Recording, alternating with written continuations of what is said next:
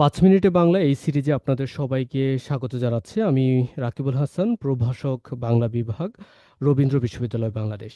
আজকের আলোচনায় আমরা বাংলা সাহিত্যের প্রাচীন যুগের একমাত্র নিদর্শন চর্যাপদ নিয়ে কথা বলবো। চলুন শুরু করা যাক। ৩৫তম বিসিএসে একটি প্রশ্ন এসেছিল প্রাচীন যুগের নিদর্শন থেকে। প্রশ্নটি ছিল এরকম: বাংলা সাহিত্যের প্রাচীন যুগের নিদর্শন কোনটি? অপশন ৪টি। এর মধ্যে একটি হচ্ছে নিরঞ্জনের রুশমা, একটি হচ্ছে দোহাকোষ, একটি হচ্ছে গোপীচন্দ্রের সন্ন্যাস এবং একটি হচ্ছে ময়নামতির গান। এখানে উত্তরটি আমাদের সবারই জানা, সেটি হচ্ছে দোহাকোষ। তো এটির বিস্তারিত আমরা একটু জানার চেষ্টা করি। আমরা জানি যে বাংলা সাহিত্যের একমাত্র নিদর্শন প্রাচীন যুগের, সেটি হচ্ছে চর্যাপদ। এটি আবিষ্কার করেন হরপ্রসাদ শাস্ত্রী ১৯০৭ সালে, যিনি মহামহোপাধ্যায় নামেও পরিচিত। উনি মূলত ১৯০৭ সালে নেপালের রাজগ্রন্থশালা থেকে ৪টি পুঁথি আবিষ্কার করেন। একটি হচ্ছে চর্যাচর্য বিনিশ্চয়, যেটি চর্যাপদ নামে পরিচিত। একটি হচ্ছে ডাকার্ণব, একটি হচ্ছে সরাহাপাদের দোহা, একটি হচ্ছে কৃষ্ণপাদের দোহা। তো এই ৪টি পুঁথির মধ্যে একমাত্র চর্যাচর্য বিনিশ্চয় বা চর্যাপদ নামে যেটি পরিচিত, সেটি ছিল বাংলা ভাষায়।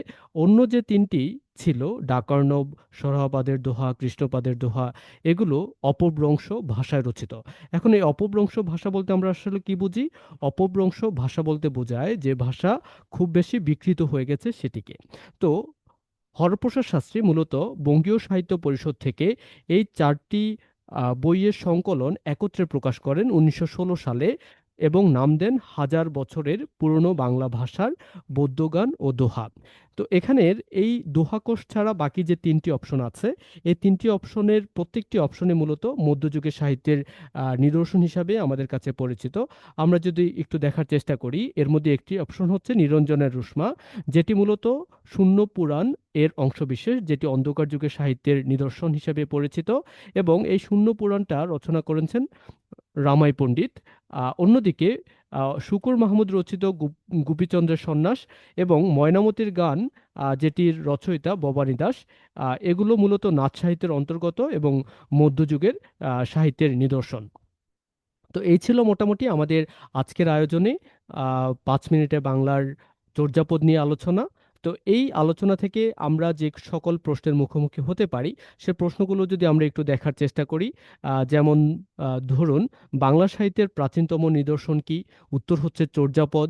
অন্যদিকে আমরা যদি দেখি বাংলা ভাষার প্রাচীনতম নিদর্শন কোনটি? উত্তর হচ্ছে চর্যাপদ। বাংলা ভাষার আদি নিদর্শন কোনটি? চর্যাপদ। বাংলা ভাষার প্রাচীনতম নমুনা পাওয়া যায় কোথায়? চর্যাপদে। চর্যাপদ কোন যুগের কাব্য? প্রাচীন যুগের কাব্য।